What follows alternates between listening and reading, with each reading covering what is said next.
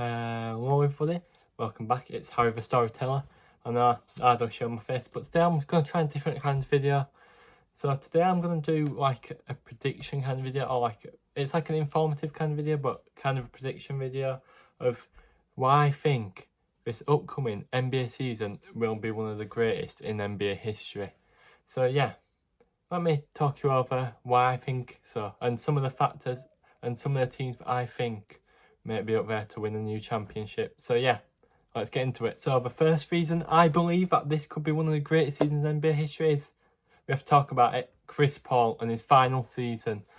He's retiring at the end of the season, farewell tour, and he's back with the Clippers. So let me talk you over some key points on what I think about Chris Paul and this Clippers team. The first reason I believe this will be one of the greatest seasons in NBA history is because of an all-time great. Chris Paul is in his last season. This could be a great year for CP3 because he's back on the LA Clippers where he enjoyed his prime years. But one thing was missing from those prime years, and that was a championship ring. And this will probably be the best chance he's got, as the Clippers have built the most well-rounded and deep roster they've had in years. From star power of Harden and Kawhi to the depth of Bradley Beal, Ben Simmons, John Collins, Brook Lopez and Chris Dunn, just to name a few. So, will all this high-level talent be able to put on a show to get Chris Paul that wanted ring he's been chasing his whole career? Guess we'll have to find out and see. I mean, if that wasn't a good enough reason for you, this next reason definitely is, and that is, will LeBron James retire?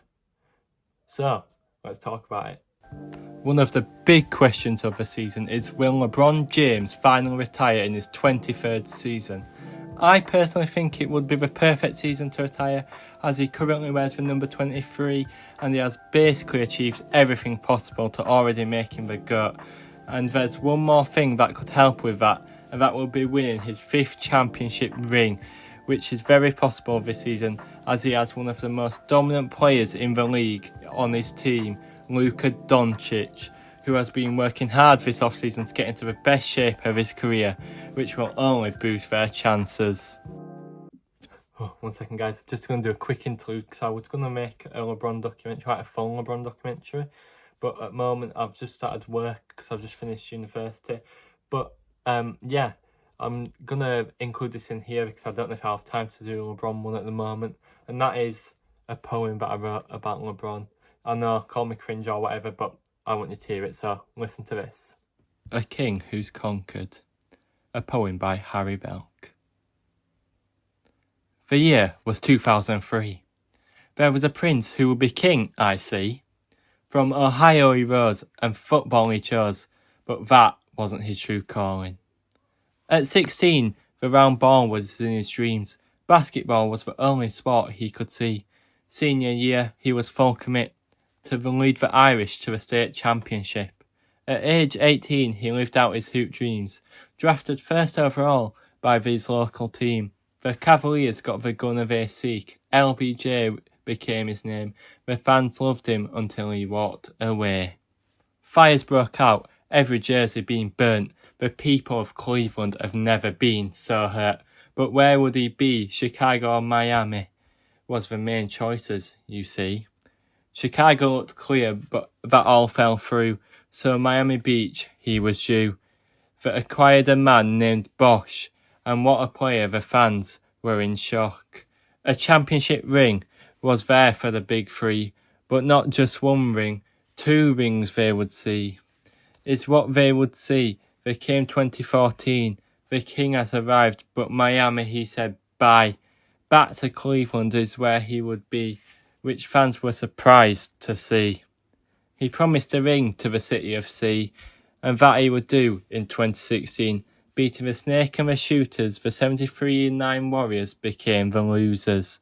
Blocked by James became obscene, one of the biggest players in the league. Icons aren't just good, they make memorable moments with sweat and blood, and LBJ did just that. He would join them in the purple and gold, where legends have played, from the Black Mamba to the Showtime Lakers. LBJ, the king, had to follow through. In 2020 they won the chip, but from that there seemed like a blip, as the Black Mamba fell and we loved his soul. Tears were shed for our fallen bro. 2024 came around where the Prince of the King would come around. Everyone wrote him off because his dad helped him join his force. Now in 2025, the Prince in Summer League has started to come alive. So will the legend live on, or will the LBJ legacy be long gone?